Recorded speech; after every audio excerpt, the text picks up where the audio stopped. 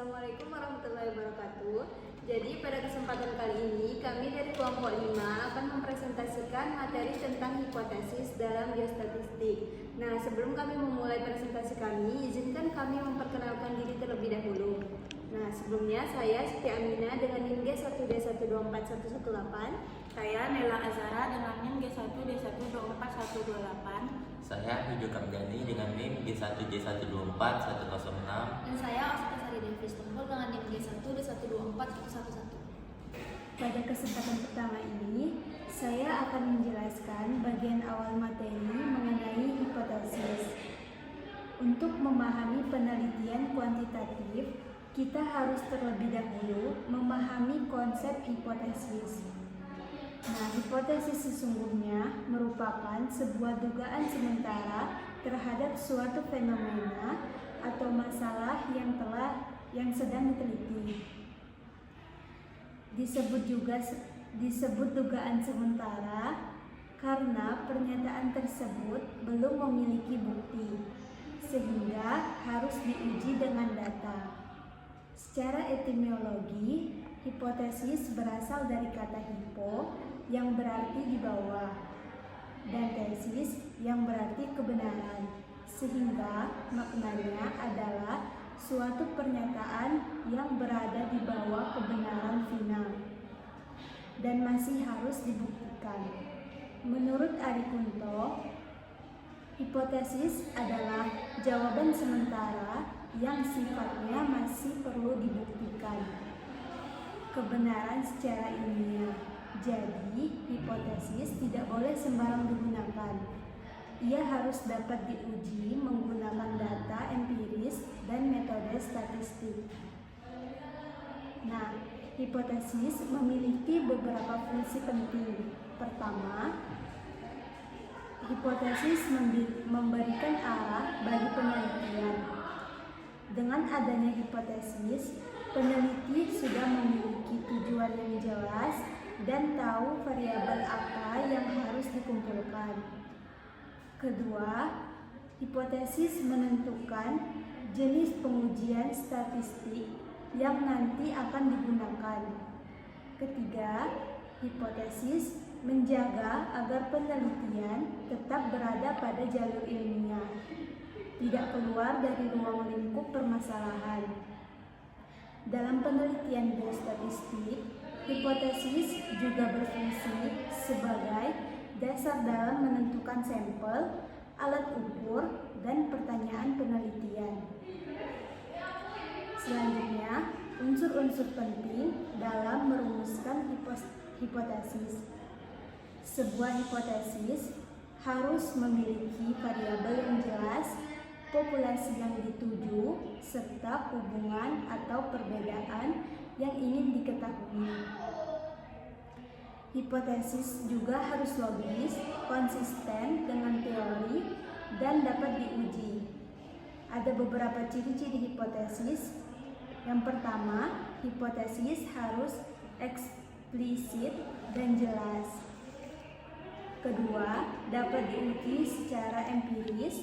Ketiga, hipotesis harus relevan dengan teori dan masalah penelitian.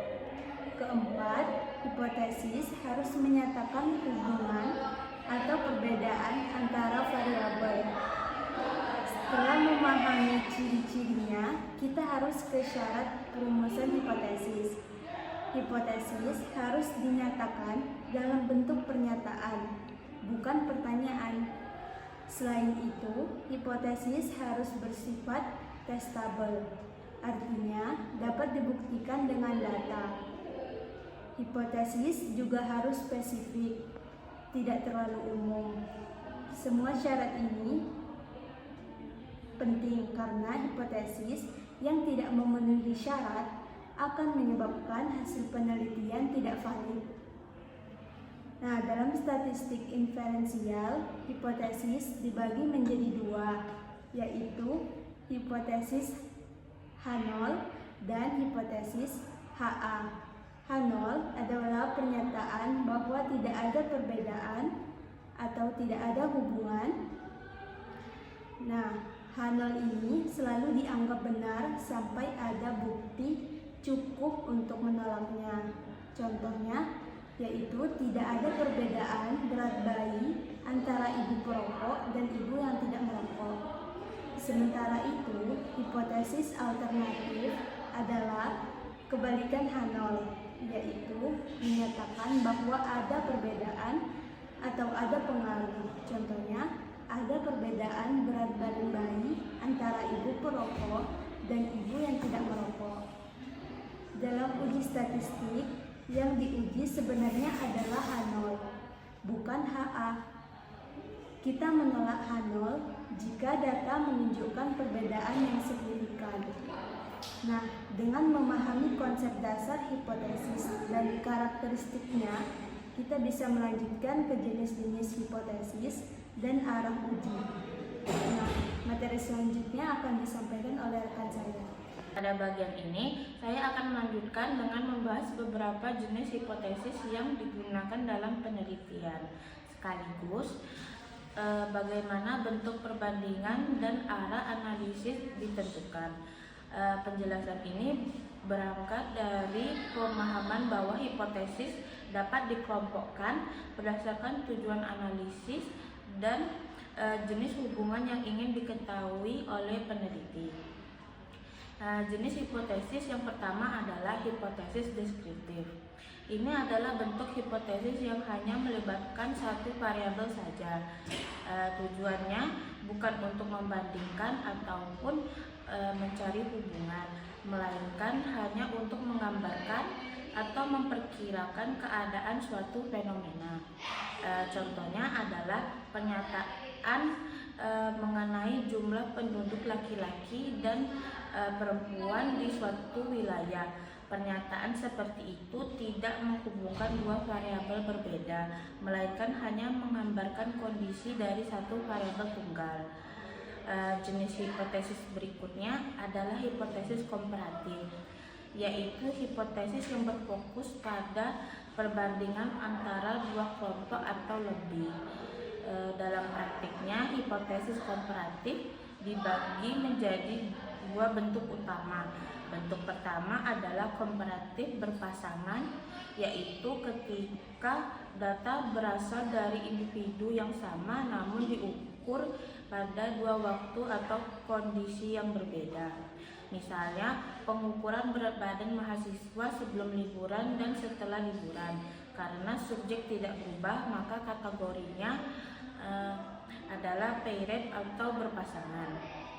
Bentuk komparatif yang kedua adalah komparatif tidak berpasangan atau independen. Ini digunakan ketika data berasal dari kelompok yang berbeda. Misalnya, membandingkan tingkat tekanan darah antara pekerja pabrik dan atlet. Kedua kelompok tidak berasal dari orang yang sama, sehingga analisisnya menggunakan pendekatan independen. Jenis hipotesis yang ketiga adalah hipotesis korelatif. Tujuan hipotesis ini adalah untuk mengetahui apakah dua variabel memiliki keterkaitan satu sama lain. Hubungan yang dimaksud bukan hubungan sebab akibat, melainkan apakah perubahan pada satu variabel muncul bersamaan dengan perubahan pada variabel lainnya. Contoh penerapannya antara lain hubungan antara tingkat pendidikan dan tingkat pengetahuan kesehatan, atau hubungan aktivitas fisik dengan tingkat kebugaran seseorang. Untuk jenis analisis ini, teknik yang digunakan bisa berupa Pearson maupun Superman, tergantung skala data dan analisis. Selain pengelompokan berdasarkan fungsi hipotesis, kita juga perlu memahami arah pengujian. Karena hal ini menentukan metode statistik yang akan digunakan. Penguji satu arah atau one tail digunakan ketika hipotesis alternatif sudah menetapkan arah perbedaan secara spesifik. Misalnya, jika pernyataan menyebutkan bahwa berat bayi dari ibu perokok lebih kecil daripada berat bayi dari ibu yang tidak merokok, maka arah perbedaannya sudah jelas sehingga digunakan uji satu sisi. Sebaliknya, Penguji dua arah atau two-tail digunakan ketika penelitian hanya ingin mengetahui apakah terdapat perbedaan tanpa menentukan apakah suatu kelompok lebih tinggi atau lebih rendah. Contohnya adalah pernyataan bahwa berat bayi dari dua kelompok tersebut berbeda, tanpa menunjukkan kelompok mana yang lebih berat ataupun lebih ringan. Pemahaman mengenai jenis hipotesis dan arah pengujian seperti ini sangat penting karena kedua unsur tersebut menjadi fondasi dalam memilih uji statistik yang tepat. Tanpa memahami bentuk hipotesis sejak awal, penelitian dapat salah menentukan teknik analisis hingga kesimpulan yang diperoleh bisa keliru. Pada bagian berikut, pembicara ketiga akan menjelaskan lebih jauh tentang statistik dan konsep signifikasi yang berkaitan dengan proses pengujian hipotesis. Pada bagian ketiga ini, saya akan membahas mengenai kesalahan dalam uji hipotesis dan beberapa konsep penting terkait tingkat signifikansi dan jenis uji statistik. Dalam materi dijelaskan bahwa dalam proses pengujian hipotesis, keputusan yang kita ambil tidak selalu benar. Kita bisa melakukan dua jenis kesalahan. Kesalahan pertama adalah kesalahan tipe 1 alfa, yaitu kondisi di mana kita menolak hipotesis 0, padahal hipotesis 0 sebenarnya benar. Dalam materi diberikan ilustrasi seorang dokter menaikkan dosis obat karena mengira dosis yang lama tidak efektif, padahal sebenarnya obat lama itu sudah efektif. Kesalahan tipe 1 adalah kesalahan yang dianggap paling serius sehingga nilainya sangat kecil. Inilah mengapa penelitian sering menggunakan alfa sama dengan 0,05 atau bahkan 0,01 untuk penelitian yang sangat sensitif. Kesalahan kedua adalah kesalahan tipe 2 beta, yaitu tidak menolak hipotesis 0, padahal hipotesis 0 sebenarnya salah. Contoh dalam materi menggambarkan dokter yang tidak menaikkan dosis obat, padahal dosis tersebut sebenarnya tidak efektif dan perlu ditambah. Kesalahan tipe 2 ini berkaitan erat dengan power of test, yaitu kemampuan sebuah uji statistik untuk mendeteksi perbedaan bila perbedaan itu benar-benar ada. Power dihitung dari rumus 1 dikurang beta. Semakin besar powernya, semakin baik kualitas pengujian. Nilai power yang ideal dalam penelitian adalah minimal 80%. Materi kemudian menjelaskan tentang tingkat signifikansi alfa, yang merupakan batas toleransi kesalahan tipe 1.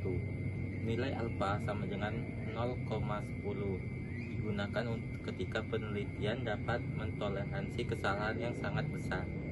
Alfa sama dengan 0,05 adalah standar paling umum, sedangkan alfa sama dengan 0,01 digunakan untuk bidang penelitian berisiko tinggi seperti farmasi. Nilai alfa ini digunakan sebagai batas keputusan untuk menolak atau menerima A0 melalui p-value. Bila p-value lebih kecil dari alfa, maka A0 ditolak. Selanjutnya, materi juga menjelaskan beberapa jenis uji statistik yang digunakan dalam uji hipotesis, seperti uji Z, uji T, Chi-square, hingga uji F. Pemilihan uji statistik ini bergantung pada skala data, distribusi data, dan jumlah sampel. Uji Z digunakan ketika sampel besar dan standar deviasi populasi diketahui. Uji T digunakan ketika sampel kecil.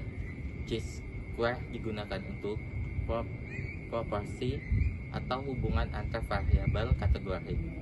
Sementara itu, ANOVA atau uji F digunakan untuk membandingkan 3 kelompok atau lebih. Semua jenis uji ini disajikan di materi untuk membantu penelitian memilih alat statistik yang sesuai. Dengan memahami kesalahan pengujian, konsep signifikansi, dan jenis uji statistik, penelitian dapat dapat melakukan pengujian hipotesis dengan lebih tepat dan terhindar dari kesalahan interpretasi. Selanjutnya, pembicara keempat akan membahas prosedur uji hipotesis dan pedoman pemilihan uji berdasarkan variabel. Nah, pada bagian penutup materi ini, saya akan membahas secara runtut bagaimana proses pengujian hipotesis dilakukan, dimulai dari tahapan awal hingga mengambil keputusan akhir berdasarkan data. Secara umum, rangkaian uji hipotesis terdiri dari 5 langkah pokok yang saling berkaitan. Langkah pertama adalah menyusun hipotesis, baik hipotesis nol maupun hipotesis tandingannya. Tahapan ini sangat penting karena seluruh proses analisis akan mengarah pada keputusan apakah hipotesis nol layak ditolak atau tidak. Hipotesis nol biasanya menyatakan tidak adanya perbedaan atau tidak adanya hubungan, sedangkan hipotesis alternatif menunjukkan adanya perubahan atau keterkaitan antar variabel. Langkah berikutnya adalah menentukan jenis uji statistik yang paling sesuai. Pemilihan uji sangat bergantung pada sifat datanya, apakah data berupa angka, kategori, atau urutan, apakah datanya berasal dari kelompok yang sama atau kelompok berbeda, dan apakah distribusinya normal atau tidak. Pemilihan uji yang tepat menjamin bahwa kesimpulan yang diambil memiliki dasar ilmiah yang benar. Lalu langkah yang ketiga adalah menetapkan tingkat kesalahan yang bisa ditoleransi. Biasanya 0,05 atau 5%. Nilai ini disebut tingkat signifikansi dan menjadi batas utama dalam membuat keputusan nantinya. Setelah itu, pada langkah keempat, dilakukan perhitungan nilai statistik uji menggunakan rumus atau program analisis data. Dari perhitungan ini, kita mendapatkan angka yang nantinya akan dibandingkan dengan nilai kritis dalam tabel distribusi statistik tertentu seperti tabel T, Z, C-square, atau F. Langkah yang kelima adalah menarik keputusan. Keputusan dapat diambil dengan dua pendekatan. Yang pertama, dengan membandingkan nilai hitung dengan angka dari tabel statistik. Bila nilai hitung melebihi nilai kritis, maka hipotesis nol ditolak. Pendekatan kedua adalah dengan melihat nilai p-value. Jika nilai p lebih kecil daripada tingkat signifikansi, maka kesimpulannya tetap sama. Hipotesis nol tidak dapat dipertahankan. Namun, bila nilai p lebih besar, maka tidak memiliki cukup bukti untuk menolak H0. Selain langkah-langkah prosedural, terdapat pula pedoman umum dalam pemilihan uji bivariat berdasarkan jenis variabel yang dianalisis. Misalnya, hubungan antara dua variabel numerik dapat dianalisis menggunakan korelasi Pearson bila distribusinya normal atau Spearman bila tidak normal.